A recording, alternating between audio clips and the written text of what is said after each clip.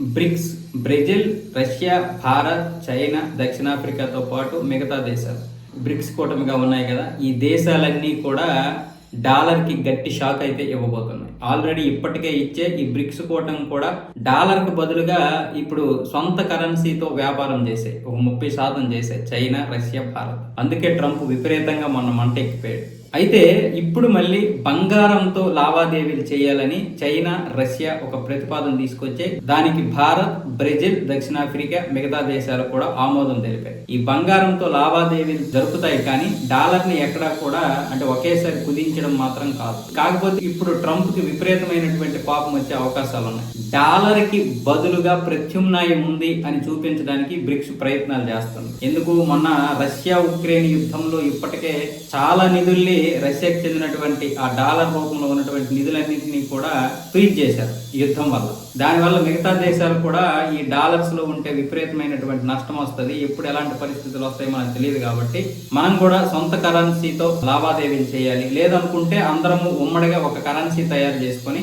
దాని ద్వారా చేయాలి. అలాగని డాలర్ ని పక్కన పడేయడం కాదు, డాలర్ ని పూర్తిగా ఆపేయడం కాదు. డాలర్ కి ప్రత్యామ్నాయంగా ఉంది అని ప్రపంచానికి తెలియాలి. ఇప్పటి వరకు కూడా డాలర్ మాత్రమే ఉండేది. ప్రపంచంలో ఏ లావాదేవీలు జరగాలన్నా డాలర్ తోటే జరుగుతుంది. అందుకే దీనికి ప్రత్యామ్నాయంగా ఇప్పుడు బ్రిక్స్ అయితే మొట్టమొదటిగా అమెరికా ఎన్ని ఆంక్షలు విధించినా వెనక్కి తగ్గకుండా ఇంతకు ముందు తన సొంత కరెన్సీ తీసింది. చైనా కరెన్సీతో అలాగే రష్యా కరెన్సీతో కూడా లావాదేవీలు జరిగాయి. ఇప్పుడు బంగారంతో లావాదేవీలు జరుపుతున్నారు. అందుకే ఈ బంగారం నిల్వలు కూడా రష్యా, అటువైపు చూస్తే చైనా, బ్రెజిల్, భారత్ అన్ని కూడా బంగారాన్ని పెంచుకుంటున్నాయి. దక్షిణాఫ్రికాతో పాటు మిగతా ఇస్లాం కంట్రీస్ కూడా బంగారాన్ని నిల్వలు అయితే పెంచుకుంటున్నాయి. ఇలాంటి పరిస్థితుల్లో ఇప్పుడు ఈ బంగారం ద్వారా కనుక లావాదేవీలు జరిగితే బంగారానికి ఇంకా గిరాకీ పెరిగే అవకాశాలు ఉంటాయి. అది బంగారానికి గిరాకీ పెరిగితే అన్ని దేశాలు కూడా లాభ పొందుతాయి. కానీ డాలర్కి మాత్రం గిరాకీ పెరిగితే ఒక్క అమెరికా మాత్రమే లాభపడుతుంది. అందుకని